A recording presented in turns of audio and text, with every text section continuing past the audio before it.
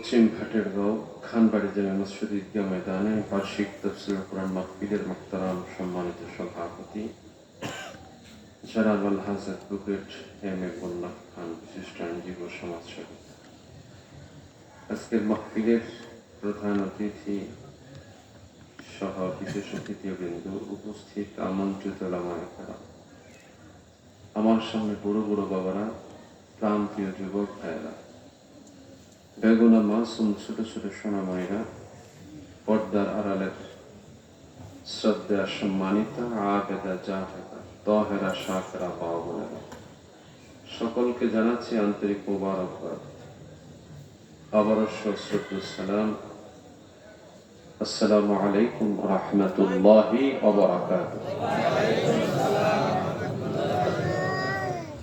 মহান রব্বে কারিমের আলিশান দরবারে কায়মন বাক্যে শুকরিয়া আদায় করছি, যারা পর করোনায় তার ঘরের সামনেই বসার সুযোগ পেয়েছে। আল মসজিদ বাইতুল্লাহ, মসজিদ কার ঘর? এখানে আসলে কার কথা বেশি স্মরণ হয়? আল্লাহর কথা এখানে আসলে সবচেয়ে বেশি স্মরণ।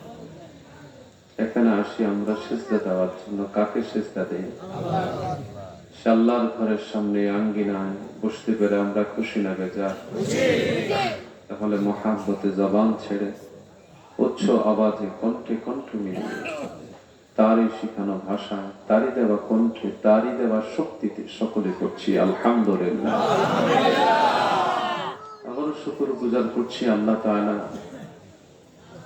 মাহে রমজান, একটি মাস রোজা সিয়াম সাধনার পরে, ঈদুল ফিতরের পরে আল্লাহ তাআলা আমাদেরকে এত সুন্দর পরিচ্ছন্ন একটি পরিবেশে দ্বীনি মাজলিসে বসার সুযোগ দিলেন। আপনাদের এখানে যখন স্টেজের দিকে আসছিলাম, তখনই খবর পেয়েছি আমার বাড়ির পাশেই আমার একজন খুব কাছের মানুষ মারা গেছে। খুবই মহাব্বত করতো, খুবই ভালোবাসতো। কালকে 9:30 বা 10টায় জানাজা হবে। এই মাত্র কথা বলে দিল, এখানে দাঁড়িয়ে কথা বলেছি। তো আল্লাহ তাআলা আমাদেরকে হায়াত রেখেছেন, আল্লাহ তাআলা কবুল করেছেন, আমরা এখানে হাজির হতে পেরেছি। তার সান্নিধ্যে একটু সময় ব্যয় করার সুযোগ পেয়েছি। সমাজের অসংখ্য অগণিত মানুষ থেকে যাচাইকৃত বাছাইকৃত কিছু মানুষ তার স্মরণে লিপ্ত হওয়ার সুযোগ পেয়েছি। সেজন্য আবারও মহাব্বতের সাথে করছি আলহামদুলিল্লাহ। দীর্ঘ আলোচনা হয়েছে, আমি আপনাদের আর বিরক্তির কারণ হতে চাই না। আপনারা এখন একটু পরিবারের সাথে সময় ব্যয় করবেন। আমার পরিবারও চায়, আমার বাচ্চারাও চায় একটু সময় দিই, কিন্তু পারি না। আপনারাও হয়তো আজকে পারেন নাই। গতকালকে জানাজা পড়েছি, এর আগের দিন ঈদের দিনও আমার পাশে একটা জানাজা হয়েছে। তার মানে হচ্ছে ঈদের দিনও, আনন্দের দিনে মৃত্যু বন্ধ ছিল না। ঈদের পরের দিন আনন্দের সময় সেখানেও মৃত্যু বন্ধ ছিল না। বড় বিষয় হচ্ছে কুল্লু নাফসিন যায়কাতুল মাউত, যার জীবন আছে তাকে মরতে হবে। এর থেকে গোপন হয়ে থাকার কোন সুযোগ নাই। আইনামা তাকুনু ইউদরিকুমুল মাউত ওয়ালাউ কুনতুম ফি বুরুজিন মুশাইয়্যাদা। কোথায় তোমরা পলায়ন করো? কোথায় পলায়ন করার জায়গা তোমাদের নাই। পাহাড়ের উপরে সূর্য দুর্গ যদি পলায়ন করো, সেখানেও মৃত্যু তোমাদের খুঁজে নেবে।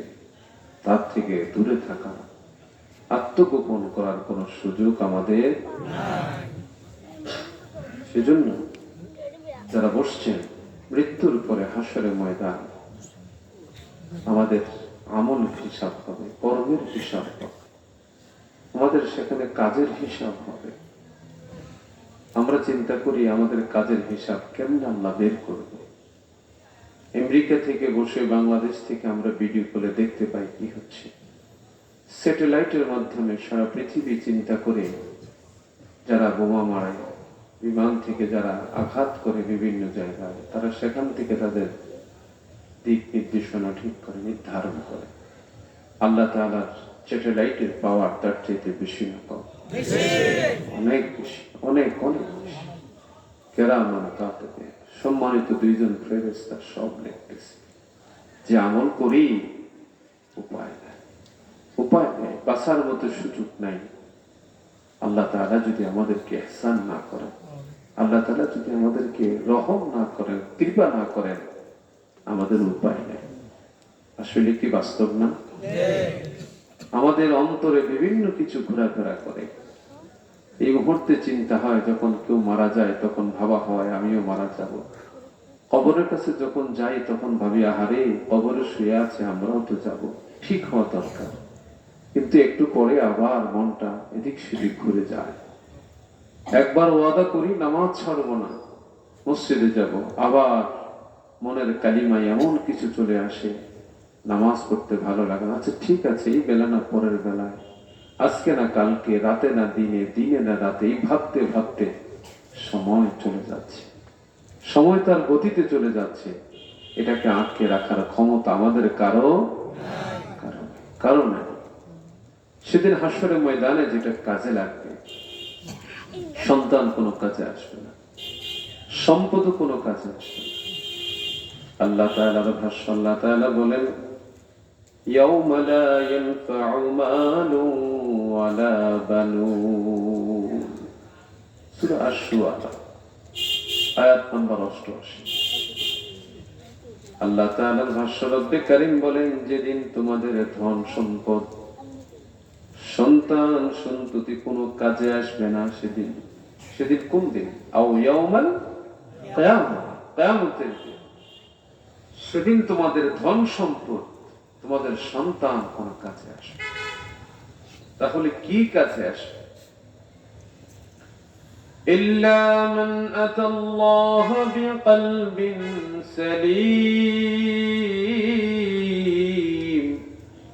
রব্বে কারীমের ঘোষণা, সেদিন উপকৃত হবে শুধু সেই বান্দা, কলবিন সালিম, যার অন্তরটা নিরাপদ, যার অন্তরটা ভালো, যে অন্তরের মধ্যে কোনো কালিমা নাই, যে অন্তরের মধ্যে কোনো অহংকার নাই, যে অন্তরের মধ্যে কোনো হিংসা নাই, যে অন্তরের মধ্যে কোনো বিদ্বেষ নাই, যে অন্তরের মধ্যে পরের হক নষ্ট করার কোনো চিন্তা নাই, যে অন্তরে সন্ত্রাসী নাই, চাঁদাবাজি নাই, যে অন্তরে সুদ নাই, ঘুষ নাই, যে অন্তরটা পূত পবিত্র নিরাপদ অন্তর। আবার আল্লাহ বলেন, সেদিন এই নিরাপদ অন্তরটাই তোমাদের কাজে লাগবে। তাহলে অন্তরের চিকিৎসা করা, অন্তরকে সুন্দর করার প্রয়োজনীয়তা আছে নাকি না?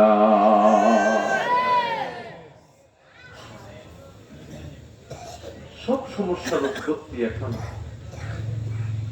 কারোর জন্য যদি কোনো ক্ষতির চিন্তা করা হয়, এটা এখান থেকে উঠে। কারোর জন্য যদি আপনার ভিতরে খারাপ কোনো চিন্তা আসে, এটা এখান থেকে আসে, ঠিক না?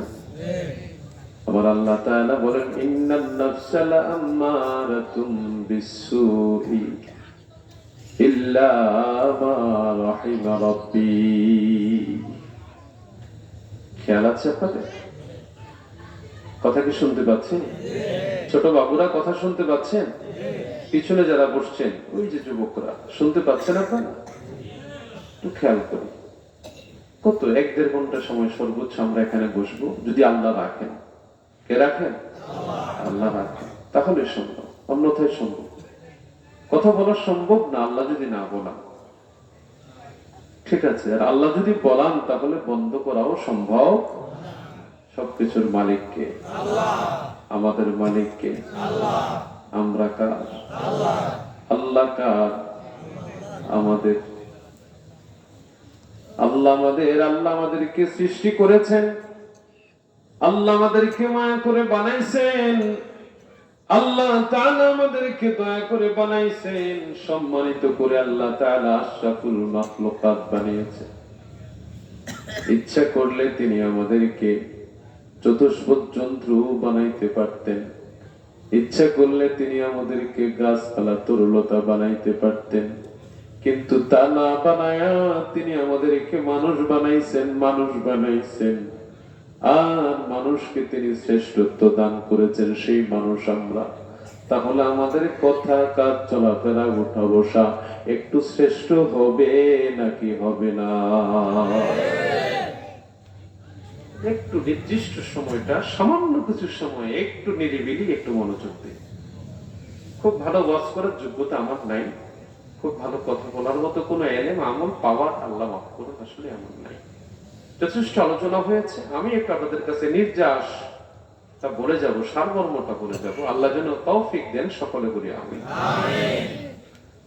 তো আল্লাহ তাআলা বললেন, ইন্নান নাফসা লাআম্মারাতুম বিসসুই ইল্লা মা রাহিমা রাব্বি। রব্বে কারীমের ঘোষণা, নিশ্চয়ই নফস স্বভাবতই মন্দ কর্মপ্রবণ। নফসটা মানুষদেরকে মন্দ কাজের দিকে ডাকে, মন্দ কাজের দিকে আহ্বান করে, খারাপ কাজের দিকে আহ্বান করে। চিন্তা করে একটা, হয়ে যায় আর একটা। মনে মনে চিন্তা ভিন্ন দিকে চলে যায়, ভিন্ন চিন্তায় চলে আসে। ইল্লা মা রাহিমা রাব্বি, ওই মানুষগুলো ব্যতীত যাকে আল্লাহ তাআলা রহম করেন, আল্লাহ তাআলা ইহসান করেন, আল্লাহ তাআলা যাদেরকে করুণা করেন, একমাত্র তারাই বাঁচতে পারে। তাদের মাঝে একজন হচ্ছেন নবী ইউসুফ আলাইহিস সালাম। আওয়াজ করে বলি সুবহানাল্লাহ। চাওয়া হয়েছিল ইউসুফ রানীর সাথে মিশুক, তার সাথে কথা বলুক, অন্তরঙ্গ সম্পর্কে জড়িয়ে যাক। কিন্তু নবী ইউসুফের মনের ভিতরে আল্লাহর ভয় জাগ্রত হয়েছে। আল্লাহ তো এটা পছন্দ করেন না। আল্লাহ হচ্ছেন শরণের মালিক। ইল্লা মা রাহিমা রাব্বি, তারা ব্যতীত যাদেরকে আল্লাহ রহম করেন। নবী ইউসুফকে আল্লাহ তাআলা রহম করেছিলেন, করুণা করেছিলেন। সেজন্য 7টা দরজায় তালা থেকেও তিনি যখন দৌড় দিয়েছেন, প্রত্যেকটা তালা খুলে গেছে। আর অন্যায় সম্পর্কে জড়াতে হয়নি। জবান ছেড়ে বলি আল্লাহু আকবার। এবার নবী আরবি সাইয়্যিদুনা মুহাম্মদ রাসূলুল্লাহ সাল্লাল্লাহু আলাইহি ওয়াসাল্লাম বলেন, লা ইন্না ফিল জাসাদি মুদগাতান ইযা সালাহাত সালাহাল জাসাদু কুল্লুহু ওয়া ইযা ফাসাদাত ফাসাদাল জাসাদু কুল্লুহু আলা ওয়াহিয়াল কলব। নবী আরবি সাইয়্যিদুনা মুহাম্মদ রাসূলুল্লাহ সাল্লাল্লাহু আলাইহি ওয়াসাল্লাম বলেন, জেনে রাখো, প্রত্যেক দেহের মধ্যে একটা গোশতের খণ্ড আছে, একটা মাংসের খণ্ড আছে। এটা যদি সুস্থ থাকে, পুরো দেহটা সুস্থ। এটা যদি অসুস্থ থাকে, পুরো দেহটা অসুস্থ। আর এটা কি?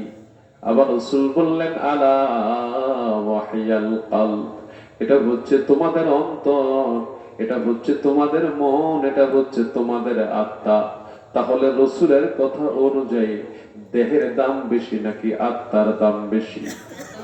আওয়াজ করে বলি, দেহের দাম বেশি না আত্মার দাম বেশি?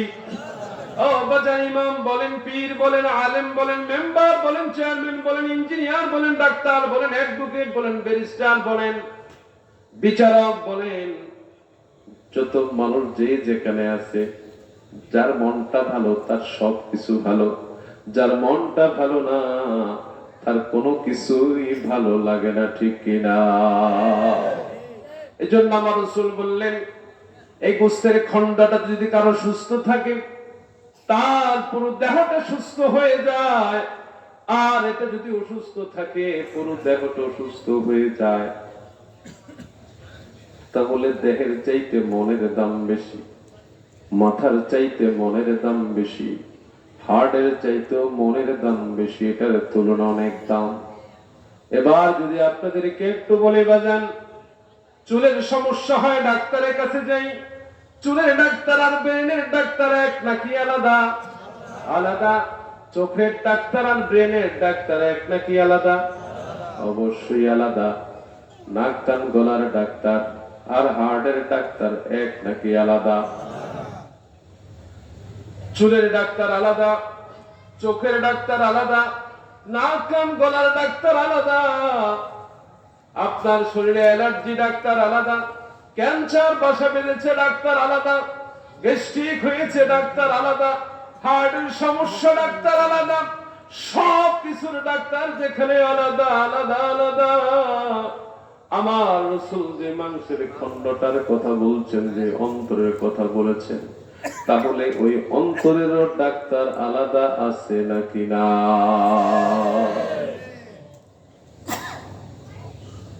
নামাজ পড়তে ভালো লাগে, রোজা রাখতে ভালো লাগে না, মসজিদে আসতে ভালো লাগে না, ভালো কথা বলতে ভালো লাগে না, এরকম সমস্যা আমাদের ভিতরে হয় নাকি হয় না?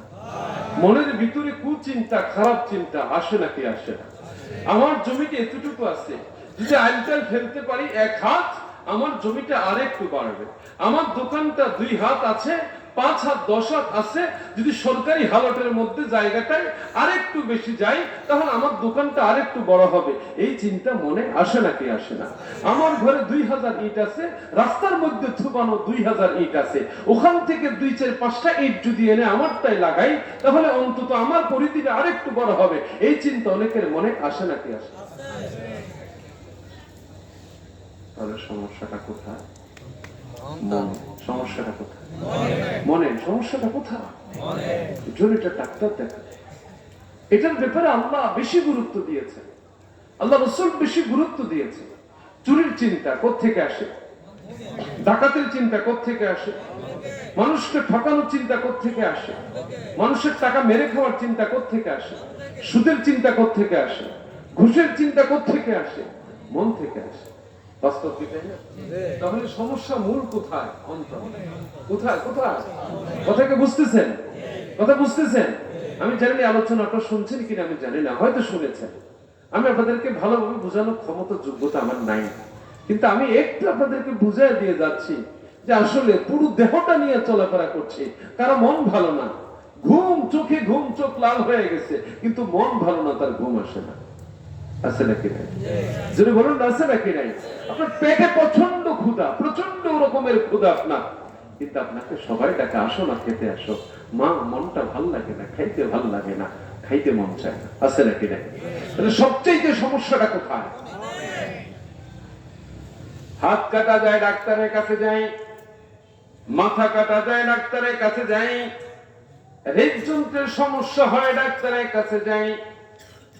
ইউরিনের সমস্যা হয়, ডাক্তারের কাছে যাই। হাড়ের সমস্যা হয়, ডাক্তার আলাদা, ডাক্তারের কাছে যাই। নখের সমস্যা হয়, ডাক্তার আলাদা, ডাক্তারের কাছে যাই। কিন্তু যেই মনটার মধ্যে এত কিছু দৌড়াদৌড়ি করে, সে মনটাকে ঠিক করার জন্য ডাক্তার খুঁজি না, তাহলে দেহের আগে মনকে ডাক্তারের দরকার আছে নাকি না? এবার নবী আরবি সাইয়্যিদুনা মুহাম্মদুর রাসূলুল্লাহ সাল্লাল্লাহু আলাইহি ওয়াসাল্লাম বলেন, এই কলবের কথাই বলছি, মনের কথাই বলছি। ইন্নাল্লাহা লা ইয়ানজুরু ইলা সুওয়ারিকুম ওয়া আমওয়ালিকুম ওয়ালাকিন ইয়ানজুরু ইলা কুলুবিকুম ওয়া আ'মালিকুম। নবী আরবি সাইয়্যিদুনা মুহাম্মদুর রাসূলুল্লাহ সাল্লাল্লাহু আলাইহি ওয়াসাল্লাম বলেন, নিশ্চয়ই আল্লাহ সুওয়ারিকুম, তোমাদের চেহারার দিকে তাকান না, ওয়া আমওয়ালিকুম, তিনি তোমাদের সম্পদের দিকে তাকান না। তাহলে আল্লাহ তাআলা কিসের দিকে তাকান? 1 নাম্বার কুলুবিকুম, আল্লাহ তোমাদের অন্তরের দিকে দেখেন, কার অন্তরটা কেমন। 2 নাম্বার ওয়া আমালিকুম, তিনি তোমাদের আমলের দিকে দেখেন, কর্মের দিকে দেখেন, কার কর্ম কেমন। যার অন্তরটা ভালো, তার সঙ্গে আচরণ ভালো। যার আমলটা ভালো, তার সঙ্গে আচরণও ভালো। যার কলবটা খারাপ, যার অন্তর খারাপ, তার সঙ্গে আল্লাহর আচরণও খারাপ। যার কর্মটা খারাপ, তার সঙ্গে আল্লাহর আচরণও খারাপ। সেজন্য এই অন্তরটাকে ঠিক করার তাগিদ আল্লাহ তাআলা দিয়েছেন। আল্লাহ তাআলা এই অন্তরকে যারা ঠিক করে, নিজের নফসে যারা সঠিক করে, তাদেরকে আল্লাহ তাআলা বলছেন সফল। আল্লাহর ভাষ্য অনুযায়ী, قد أفلح من زكاها وقد خاب من دساها। রব্বে কারীমের ঘোষণা, সেই বান্দা সফল যেই বান্দা তার নিজেকে পরিশুদ্ধ করতে পেরেছে, পরিচ্ছন্ন করতে পেরেছে। সেই বান্দা বিফল যেই বান্দা নিজেকে কুলুষিত করেছে। তাহলে এখানে নিজকে বলতে নফসের কথা বলা হয়েছে। নফসকে যে পরিচ্ছন্ন করতে পারে সেই বান্দাটা সফল, যেটাকে পরিচ্ছন্ন করতে পারে না সেই বান্দা বিফল। বড় শিক্ষিত মানুষ, বড় আলেম মানুষ, উচ্চ শিক্ষিত মানুষ, কিন্তু মনের মধ্যে খারাপি চিন্তা, কলমের খোঁচায় লক্ষ লক্ষ টাকা মেরে খায়, এমন সচেতন শিক্ষিত আছে নাকি নাই? ও বাজান, সমাজে বহু মাতাব্বর আছে, দুইজন মানুষ ঝগড়া করেছে, সমাধান করে দিলে দুইজনেই ভালো উপকার পায়, কিন্তু সমাধান না করে দুজন কারো লাগায়া দেয়, দুই পক্ষের কাছ থেকে টাকা পয়সা খায়। হয়তো আপনাদের গ্রামে নাই, কিন্তু অনেক জায়গায় এই সমস্যাটা আছে নাকি না? মহিলাদের ভিতরও এই সমস্যা রয়েছে। এই সমস্যার মূল হচ্ছে একজন মহিলা ভালো চলুক এটা সে চায় না, দুই জান ভালো চলুক এটা চায় না, দুই বোন ভালো চলুক এটা চায় না, দুই ভাই ভালো চলুক এটা চায় না। একজনকে একজনের বিরুদ্ধে কান কথা লাগায় লাগায় দিয়া পরিবারটাকে ধ্বংস করে দেয়, নষ্ট করে দেয়। এই মনের সমস্যার লোক আছে নাকি না? যদি বলেন না আছে নাকি না? মসজিদ খুব ভালো চলতেছে, সভাপতি সেক্রেটারি খুব ভালো মানুষ, দিনদার মানুষ, কিন্তু একটা গ্রুপ আছে খাইতে পারে না, মসজিদের টাকাও সুদে লাগায়। হয়তো আপনাদের একটা গেলে অনেক জায়গায় মসজিদের টাকাটাও সুদে লাগায়। কত দুঃখজনক কথাবার্তা, সুদে লাগায়। এক মসজিদের দিন প্রোগ্রামে গেছে, এক জায়গায় একদম সরাসরি হুজুর মসজিদের টাকা সুদে লাগায়া এই টাকা দিয়ে ইমাম সাহেবের বেতন দেয়। হুজুর মসজিদে সুদের বিরুদ্ধে ওয়াজ করে, আর ওই সুদের টাকা দিয়ে হুজুরের বেতন দেয়। নাউজুবিল্লাহ, আসতে বলবেন না, চলবে। কথা কিন্তু হাসির কথা নয়, বাস্তবতা হচ্ছে মন ঠিক নেই। কি ঠিক নাই? যদি বলেন কি ঠিক নাই? মন ঠিক নেই। আমি বড় হুজুর, হ্যাঁ, আমি কেন সালাম দিব? আমাকে এনা সালাম দিবে আছে নাকি?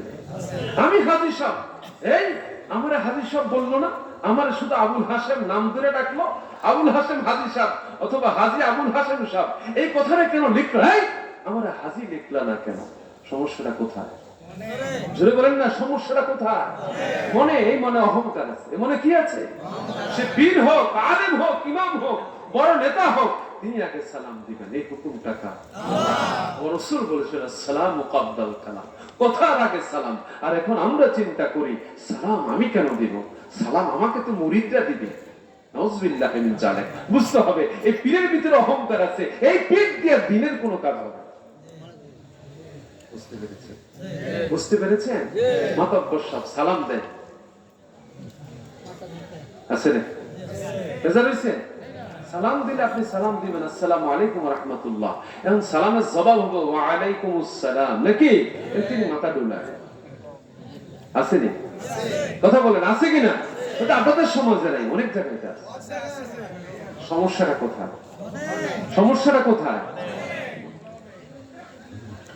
আল্লাহর নবী সাইয়্যিদুনা মুহাম্মদ রাসূলুল্লাহ সাল্লাল্লাহু আলাইহি ওয়াসাল্লাম কে জিজ্ঞেস করা হলো, গো আল্লাহর হাবিব, আইয়ুন নাসি আফদালু, উত্তম মানুষটা কে?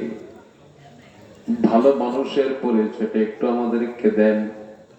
নবী আরবি সাইয়্যিদুনা মুহাম্মদ রাসূলুল্লাহ সাল্লাল্লাহু আলাইহি ওয়াসাল্লাম বললেন, কুল্লু মাহমুমিল কলবি ওয়াসসাদুকিল লিসান। বলেন আল্লাহু আকবার।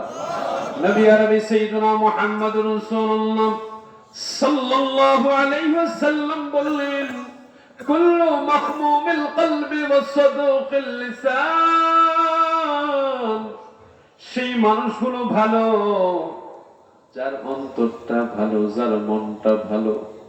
এক নাম্বার গুণ ভালো মানুষের, তার মনটা ভালো। দুই নাম্বার গুণ সাদুকিল লিসান, তার জবানে সত্য কথা আছে। মানুষ মেরে ফেলবে, কোনো ভুল করলো মিথ্যা বলে না, সত্য বলে। ফাঁসির কাস্টে গিয়েও সত্য কথা বলে, গুলির সামনে দাঁড়িয়েও সত্য কথা বলে। অন্যায়ের কাছে কখনো মাথা নত করে না, প্রেসিডেন্টের কাছেও প্রাণ ভিক্ষা চায় না, সত্য কথা থেকে দূরে যায় না, সত্যের পথে অবিচল থাকে, থেকে সত্যের পথে নির্বিচ্ছিন্ন ভাবে নিজের জীবন অতিবাহিত করে, অন্যের কাছে কখনো নিজেকে নত করে দেয় না, মানুষের কাছে কখনো অর্থের কাছে বিক্রি হয়ে যায় না, ক্ষমতার কাছে বিক্রি হয়ে যায় না, সঠিক সবল স্বচ্ছ থাকে, একেবারে নিরবিচ্ছিন্ন থাকে। আমার রাসূল বললেন কুল্লু মাকমুমিল কলবে, তাদের অন্তরটা ভালো যারা তারাই হচ্ছে ভালো মানুষ। 2 নাম্বার হচ্ছে সাদুকিল লিসান, যার জবানে সত্য কথা আছে সেই মানুষটা ভালো। এবার সাহাবায়ে কেরাম জিজ্ঞেস করলেন, ও আল্লাহর হাবিব, সত্য কথা বলা যাচাই করা যায়, কে সত্য বলে কে মিথ্যা বলে যাচাই করে বের করা যায়, কিন্তু অন্তরটা কার ভালো এটা কেমনে বুঝবো? কেমনে বুঝবো এই মানুষটার অন্তর ভালো? কেমনে বুঝবো? বলেন আল্লাহু আকবার। আমার নবীজির কাছে সাহাবায়ে কেরাম কত সূক্ষ্ম সূক্ষ্ম কথা বলতো। হযরত আবু বকরের মতো এত আল্লাহওয়ালা মানুষ এই জমিনে দ্বিতীয় আর কেউ নাই, কেউ নাই, কেউ নাই। জাহান্নামের আগুনের ভয়ে যিনি ক্রন্দন করতেন, আল্লাহর ভয়ে যিনি সব সময় ভীত সন্তুষ্ট থাকতেন, অন্তরকে পরিচ্ছন্ন করার জন্য আমার রাসূলের কাছে সব সময় যা হাজির হয়ে যাইতেন, রাসূলের সামনে থেকে যখন বের হতেন, আবু যার গিফারিকে ডেকে বলতেন, আবু যার আমি মুনাফিক হয়ে গেছি। আবু যার ডেকে বলেন, আবু বকর এটা আপনি কেমন কথা বলতেছেন?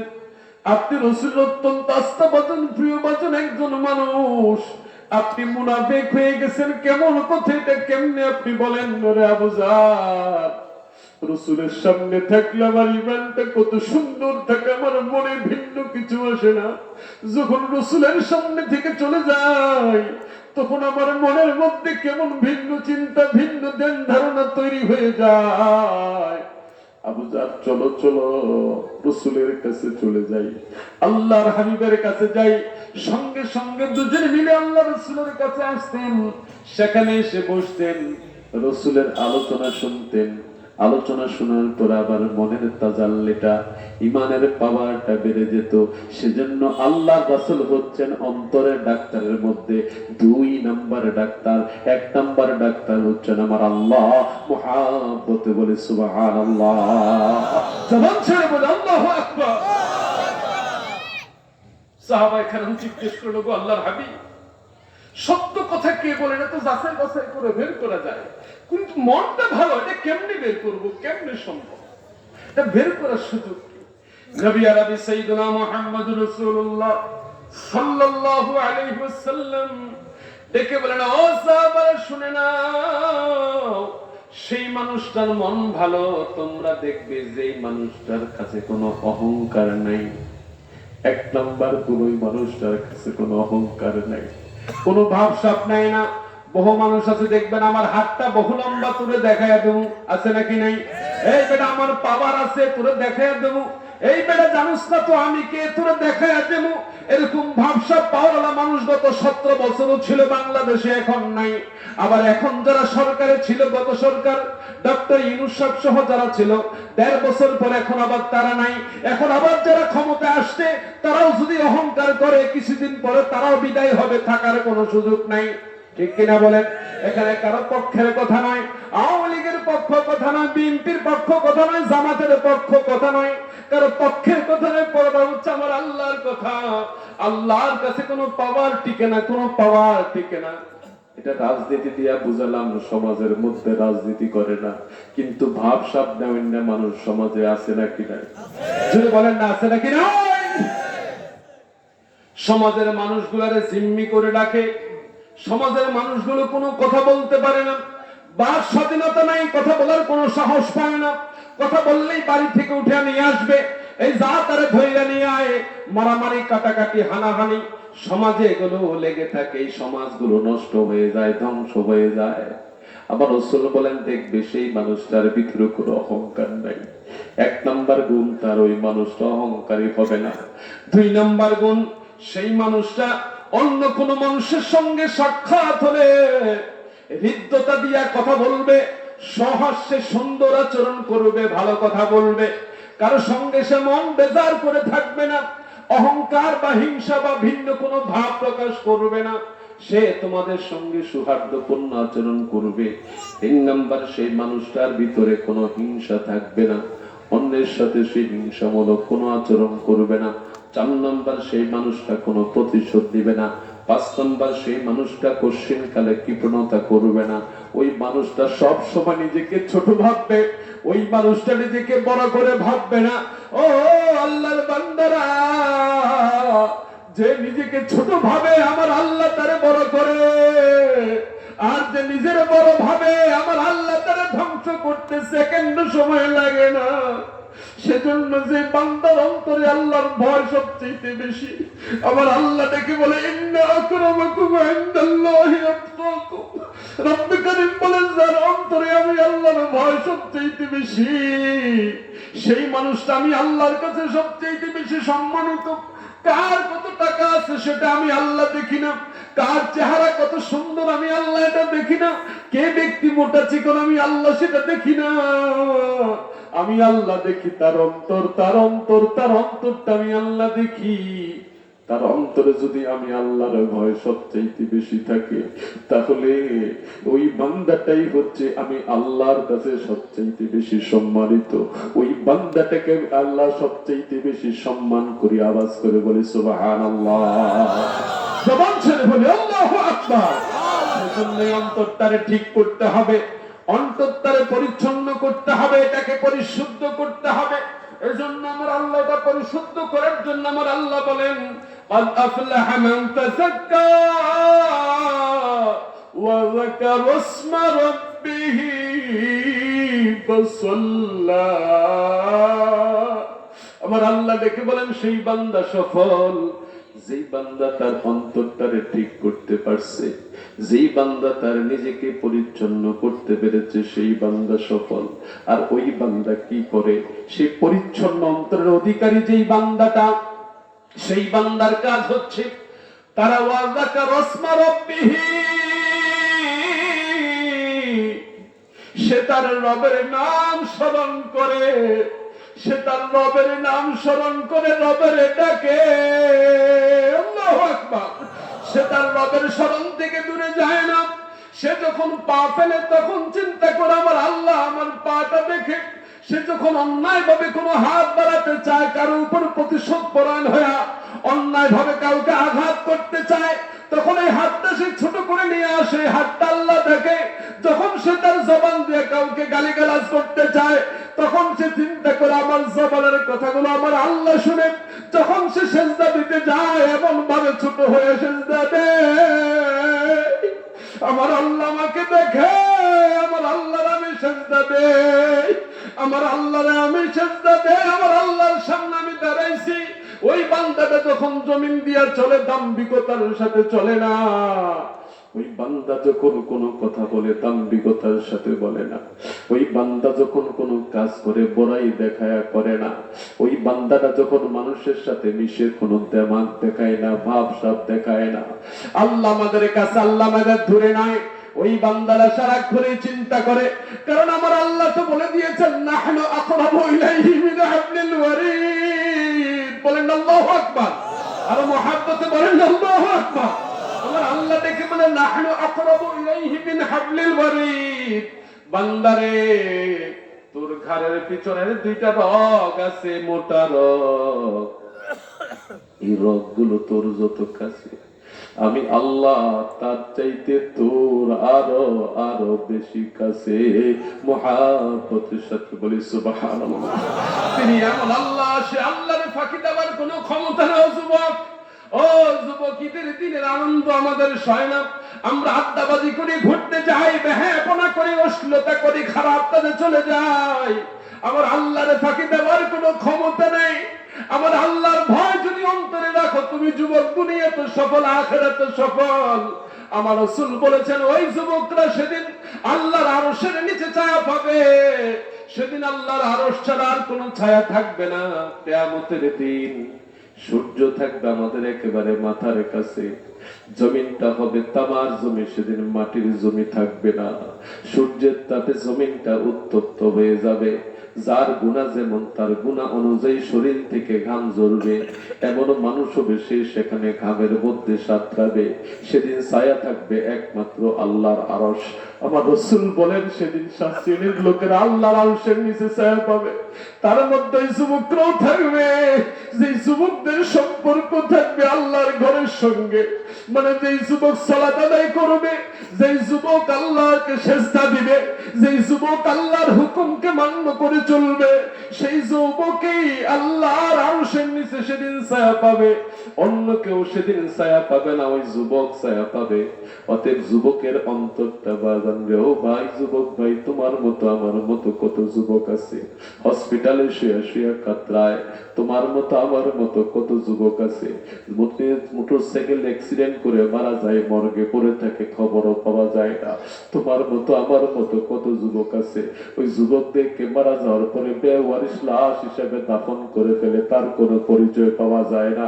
যুবক, ও যুবক, তোমার পাওয়ার বেশি, তোমার শরীরে শক্তি বেশি, তোমার হাতের ক্ষমতা বেশি, তুমি পা দিয়া দৌড়াইতে পারো বেশি, তুমি খাবার হজম করতে পারো খুব ভালো, তোমার মেশিনের পাওয়ারও ভালো, তোমার চোখের পাওয়ার ভালো, তোমার কানের পাওয়ার ভালো, তোমার নাকের গ্রানের পাওয়ারও ভালো, তোমার জিহ্বার শক্তিও ভালো, তোমার গলা দিয়া ঢোক গিলে তোমার শেখানো তোমার শক্তি সামর্থ্য ভালো। যুবক, কিন্তু তিনি এমন এক আল্লাহ যে আল্লাহকে ফাঁকি দেওয়ার ক্ষমতা কার। আমার আল্লাহ বললা তাখুযুহু সিনাতু ওয়ালা নাওম। তিনি এমন এক আল্লাহ যে আল্লাহ তাআলা ঘুম জান্না যার তন্দ্রাও নাই, তিনি এমন মালিক, এমন আল্লাহ। সে আল্লাহরে ফাঁকি দেওয়ার ক্ষমতা কারো নাই, কারো নাই। তুমি গাছের ডালে বসো আর তুমি পাহাড়ের নিচে বসো, পাহাড়ের গুহার মধ্যে থাকো আর দরজা জানালা বন্ধ করে, তুমি বিল্ডিং এর ভিতরে বসে তুমি থাকো, তুমি দরজা জানালা বন্ধ করে রুমের ভিতরে তুমি থাকো। ও যুবক, তুমি মনে করো তোমার কেউ দেখে নাই, কেউ দেখে নাই। তুমি মনে করো দুনিয়ার মানুষ থেকে তুমি আড়াল হয়ে গেছো। তোমার মা তোমাকে দেখে না, তোমার স্ত্রী তোমাকে দেখে না, তোমার বোন তোমাকে দেখে না, তোমার ভাই তোমাকে দেখে না। কিন্তু শুনে রাখো, আমার আল্লাহ, আমার আল্লাহ তিনি এমন আল্লাহ যে আল্লাহকে ফাঁকি দেওয়ার ক্ষমতা কারো নাই, কারো নাই। আমার আল্লাহ বলেন লা তাখুযুহু সিনাতু ওয়ালা নাওম।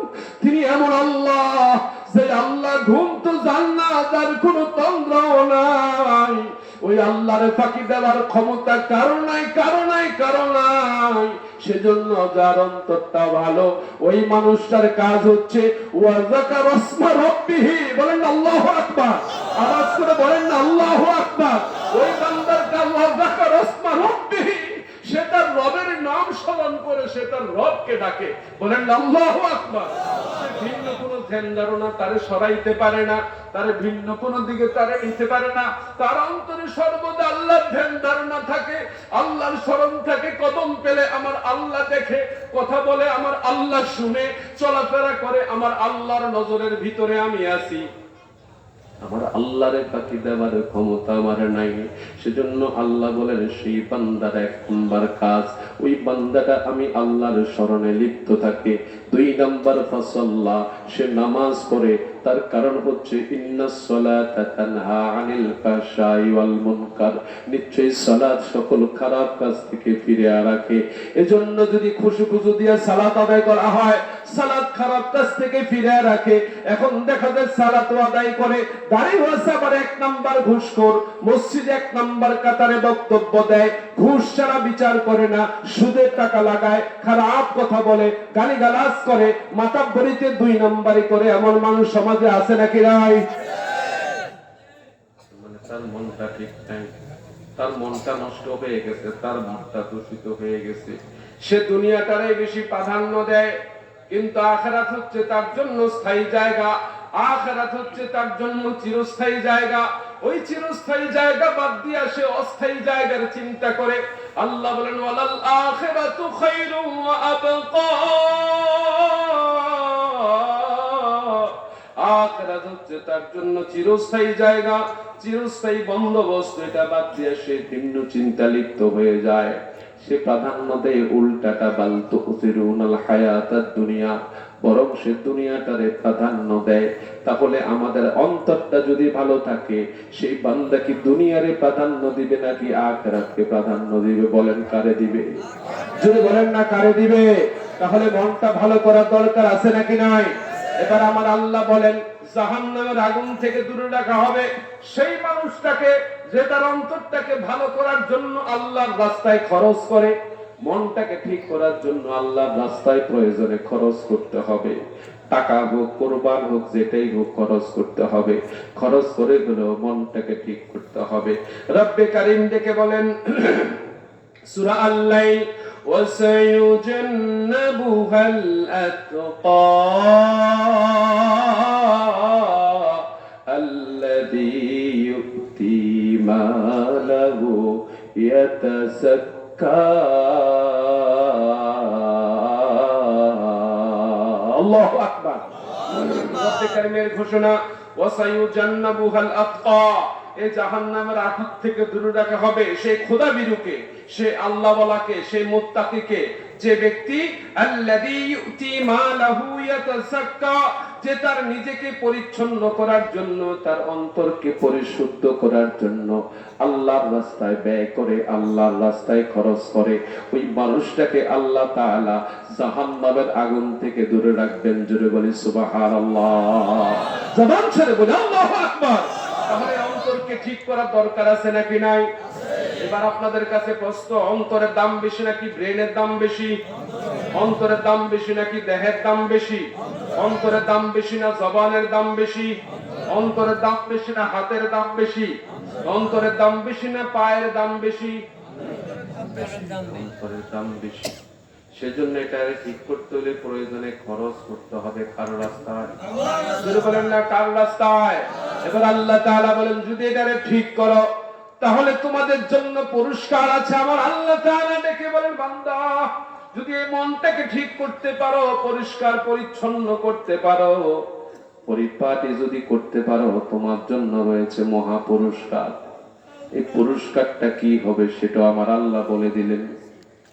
আল্লাহর ভাষ্য, ইয়া আইয়াতুহান নাফসুল মুতমাইন্নাহ ইরজিই ইলা রাব্বিকি রাদিয়াতাম মারদিয়াহ ফাদখুলি ফি ইবাদি ওয়াদখুলি জান্নাতি। একসঙ্গে মহাব্বতের সাথে বলি আল্লাহু আকবার। সকল যুবক ভাইয়েরা বলি আল্লাহু আকবার। এবার আরেকটু মহাব্বতের জবান ছেড়ে হাত উঁচু করে বলি আল্লাহু আকবার। আর আওয়াজ করে বলি আল্লাহু আকবার। আল্লাহ আমাদের কবুল করুন, সকলে বলি আমিন। এই মনটারে ঠিক করতে হবে। আমার আল্লাহ এবার পুরস্কার ঘোষণা করছেন, যদি মনটারে ঠিক করো তোমাদের জন্য পুরস্কার। কি পুরস্কার? আল্লাহ তাআলা সেদিন ডাকবেন, ইয়া আইয়াতুহান নাফসুল মুতমাইন্নাহ, হে প্রশান্ত আত্মা, হে প্রশান্ত আত্মা। আল্লাহ তাআলা সেদিন কোন ব্যক্তিকে ডাকবেন না, আল্লাহ তাআলা ডাকবেন এই আত্মা যাদের ভালো, যে প্রথম বলেছি সেদিন কাজে লাগবে, কালবিন সালিম, মনে আছে তো? নিরাপদ অন্তর সেদিন কাজে আসবে। প্রথম আয়াতটা ছিল এটা, মনে আছে তো? এখন শেষ বেলায় আল্লাহ তাআলার পুরস্কার ঘোষণা। আল্লাহর ভাষ্য, ইয়া আইয়াতুহান নাফসুল মুতমাইন্নাহ, হে প্রশান্ত আত্মা বলারা, ইরজিই ইলা রাব্বিকি রাদিয়াতাম মারদিয়াহ, আসো তোমার রবের দিকে। কেমনে আসবা? রাদিয়াতাম মারদিয়াহ, সন্তুষ্ট চিত্তে সন্তুষ্টির পাত্র হয়ে আসো। মন খারাপ করে আসো না, মনটা খারাপ করে আমার কাছে এসো না। আল্লাহ ডাকতেছে, ইরজিই ইলা রাব্বিকি রাদিয়াতাম মারদিয়াহ, আসো তোমার রবের দিকে সন্তুষ্ট চিত্তে সন্তুষ্টির পাত্র হয়ে তোমার রবের দিকে আসো। এবার আল্লাহ ডাকবেন, ফাদখুলি ফি ইবাদি, আমার নেককার বান্দাদের সঙ্গে শামিল হয়ে যাও। আমার ভালো বান্দা যারা, তাদের সঙ্গে একত্রিত হয়ে যাও। আমার জান্নাতি বান্দাদের সঙ্গে একত্রিত হয়ে যাও। জোরে বলি সুবহানাল্লাহ। এবার আল্লাহ তাআলা মূল পুরস্কার ঘোষণা দিবেন। আল্লাহ তাআলা ডেকে বলবেন, ওয়াদখুলি জান্নাতি,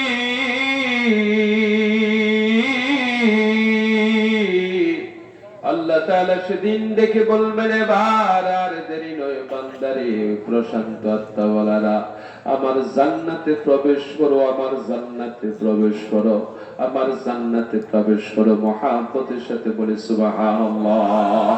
ওই আল্লাহ জান্নাতে যেতে মন চায় নাকি চায় না? কার কার চায়? আল্লাহকে হাত উঠে দেখায় একটু। আল্লাহ দেখেন না, আল্লাহ মহাব্বতে বলেন না আল্লাহ। আল্লাহ আমাদের কবুল করেন। আল্লাহ আমাদের কলবকে আপনি ঠিক করে দেন, পরিশুদ্ধ করে দেন। বলেন না আমিন, আমিন, আল্লাহুম্মা আমিন। তাহলে যেই বান্দার অন্তরটা ভালো তার পুরস্কার ভালো, যার অন্তরটা মন্দ তার পুরস্কার মন্দ। তাহলে মূলত সবকিছুর আগে প্রাধান্য দিতে হবে কাকে? জুড়ে বলেন কাকে? অন্তরকে প্রাধান্য দিতে হবে। দেখবেন যে আমরা অনেক হুজুরেরা আছি, আমার মতো বড় হুজুর আর কেউ নেই, আমার মতো বড় আলেম আর কেউ নেই, আমার মতো বড় পীর আর কেউ নেই, আমার মতো বড় শিক্ষক আর কেউ নেই, আমার মতো বড় এই সেই আর নাই।